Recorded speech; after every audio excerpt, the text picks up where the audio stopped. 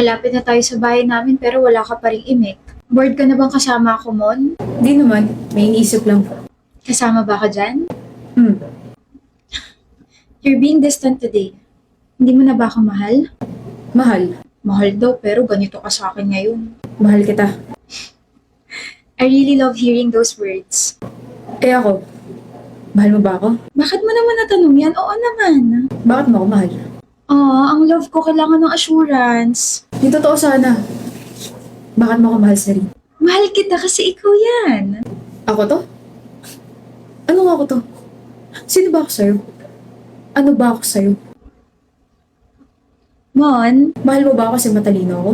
Kasi family-oriented ako, sweet ako, responsable ako, lagi ako naka-oo sa'yo? So bakit mo nga ako mahal sa rin? kasi nakikita ko sa'yo si Franco. Ano? Doon mismo talaga ako ma-in love. Mon! Anong Framon? Short for gusto ko ng Frap, Mon. Franco. Mon. Framon. Magaling na lusot mo rin, ah.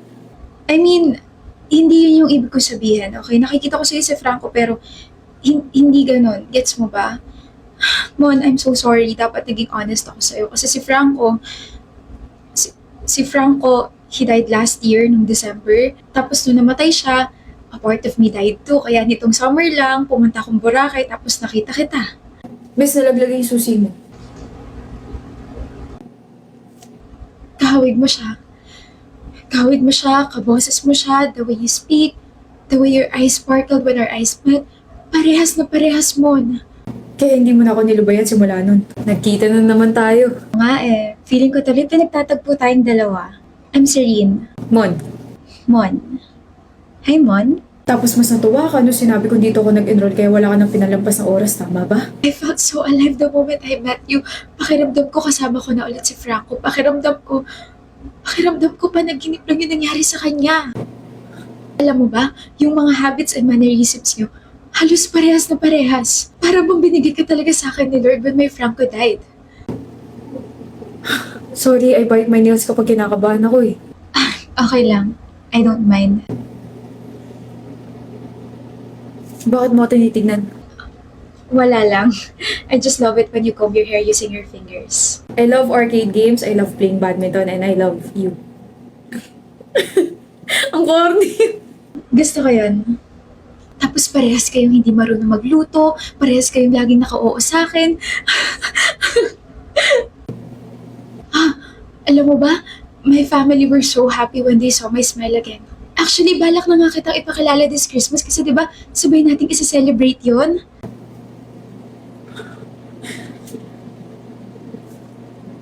Naririnig mo ba yung sinasabi mo, Serene? Ipapakilala kitang Mon, of course. I know they'll be asking questions pero don't worry. Don't worry, hindi sila magagalit. Hindi sila maiinis, hindi ka nila itatakwil, magugustuhan ka nila, just be yourself. Just be myself? Just be myself? Eh, ang tingin mo na sa akin si Franco? Si Franco na ex mong patay na? Mon, he's not dead. He's with me. I believe he's with me. He sent you. God sent you to be with me. Alam mo yun, para hindi na ako malungkot, para hindi na ako magalit, para hindi na ako mawala sa sarili ko. You're Franco. I believe you're Franco. Okay? Naiintindihan mo ba ako? Paano ako? Ha? Paano ako? Buhay ako, nasa tabi mo ako. Ibang katauhan to, iba ako, pero ako naman yung unti-unti mong pinapatay, Serene. Mon, Dean's lister naman ako. Mabait ako, magalang ako, may supportive akong parents, tapos mahal kita. Pero tama nga sila, no? You really can't have it all. I can't have it all, pero I have my own identity, Serene. Pinanganak ako Simon, mamamatay ako Simon. Hindi ako pinalaki ng magulang ko para lang makita mo ko bilang kahawig ng ex mo. Lahat ng mga pinakita ko sa'yo, Simon yun, hindi yun si Franco. I know. Well, kung alam mo, edi sana hindi mo na ako nilapitan. Sana nag-focus ka na lang i-heal yung sarili mo. Sana hindi mo na lang ako dinamay kasi ngayon, parehas na tayo kailangan kumula sa sakit. Ikaw, sa sakit ng pagkamatay ng ex mo. Ako sa sakit na dulot mo. Mahal kita. Nasasabi mo lang na mahal mo ako ngayon kasi nalaman ko yung totoo pero kung hindi ko pa nalaman, Si Franco pa rin yung mahal mo hanggang dulo tapos ako utong-uto pa rin sa'yo. Franco, I, I mean, Mon. See? Alam mo, tigilan na natin to. Mhm. I hope you can find your way out from the pain you're experiencing right now, Serena. Naniniwala ako na you can save yourself and move on. Galit ka ba sa akin? Mas galit ako sa sarili ko. Kasi kapakanan mo pa rin yung iniisip ko eh. I'm sorry, Mon.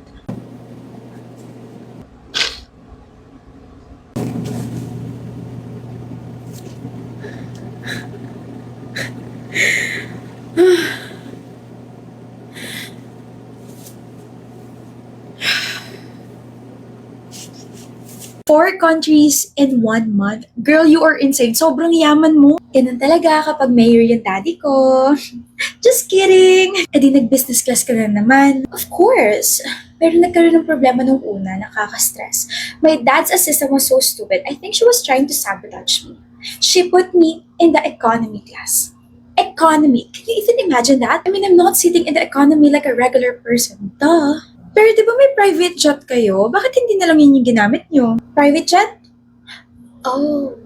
Daddy, please, let me use our private jet. Denise, hindi nga pwede. Mainit mga mata sa akin ng mga kasamahan ko. Parang natunugan na kasi nila na I didn't even distribute the donations that I got from them ng bagyo. Sa mata nila, binulsa ko lahat ng mga yun. Which is true. Kinwento mo kaya sa amin ni Mommy yun? Tapos diba, Daddy, I got a quarter of that donation. At hindi nila pwedeng malaman yun. You know what? Maglaylo ka muna sa mga travels or sa pag-shopping mo. Stay away from social media as well dahil maraming sumasabit ng politicians dahil sa mga stubborn children nila. Kainis naman! But don't worry, idadivert ko yung attention nila by visiting the orphanage. Kailangan ko muna magpakitang tao. Makinig ka muna sa akin ngayon, Denise. Dad! End of discussion. The private jet was not available kasi parang may naayos yata. But anyway, I was so much sa assistant talaga. Parang gusto niya akong pahirapan. Just be grateful na nakakapag-travel ka. Also, upgrades are limited. Baka she put you in the economy class kasi naubusan na. Stupid pa rin siya. And Jamie, for the love of someone, this is my grateful face, okay? So manahimik ka na lang if you don't have anything nice to say. You're always trying to be a bad friend, right, Kara? I'm not trying to be a bad friend. I'm just saying na hindi lahat ng tao nakakapag-travel. Also, your dad's assistant was just doing her job. Oh, please, Jamie, don't preach to me. Hindi ko fault na my life is better. That's just how the world works. Some are born to suffer, some are born, well, like me. Yeah, born with the taxpayers' money. Ano sabi mo? My dad works hard for the city. Works hard, wala nga natatapos sa projects under his leadership. Be for real, Denise.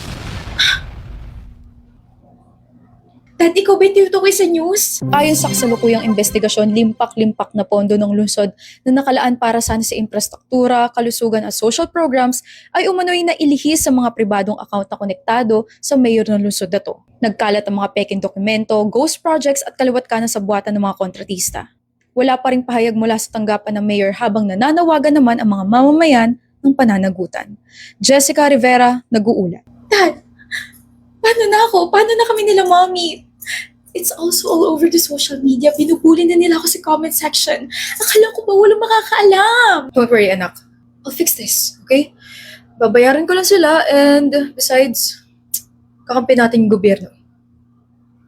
Lilipas din yan, matatabunan ng ibang issues, makakalimutan ng mga tao. I've been trying to call you but you girls are not answering the phone. My gosh, I'm glad I found you here. I'm in comfort. Kasi hindi maganda yung morning ko. Like, people are so gullible. They are all over my comment section saying my family is corrupt. Naniniwala sila masyado sa fake news. Bias naman itong mga cheap journalists na to. Hindi ba? Jamie, huh? Hindi ba totoo? Stop being clueless. Aware ka. Alam yung lahat yan. Tsaka hindi lang yan sabi-sabi, Denise. May audit, may documents, may evidence. Alam mo, Jamie, kontrabida ka talaga. These so-called documents are probably for my dad's enemies. You know how politics works and my dad is respected. Hindi siya corrupt. Kaya lang naman nagtagal yung daddy mo kasi binibili niya lahat ng mga dapat magsalita. Officials, media, and even voters. And you? Isa kang poster child ng nakaw na yaman. Yung mga relief goods at mga donations na para sa mga nasalanta, ayun. Napunta dyan sa closet nyo as designer bags, designer shoes, and designer clothes. Yung kasadang dapat tapos na, Ayun, binabaha na naman, sira na naman kasi bulok yung materials na ginamit eh. You think you're better than me? Oo, kasi hindi naman kami kumakain ng isang pagkain na galing sa nakaw. Hindi kami natutulog sa isang kama na binili gamit yung perang dapat pambayad sa ospital. Hindi kami bumabiyahe or nagta-travel gamit ang isang private jet na galing sa buwis ng isang taong naglalakad araw-araw dahil walang maayos na public transportation. Jamie, you're so cruel. Alam mo, Denise, kung iniisip mo na luxury defines you, wake up. You're not powerful. You're pitiful. You only shine just because your family steals the electricity.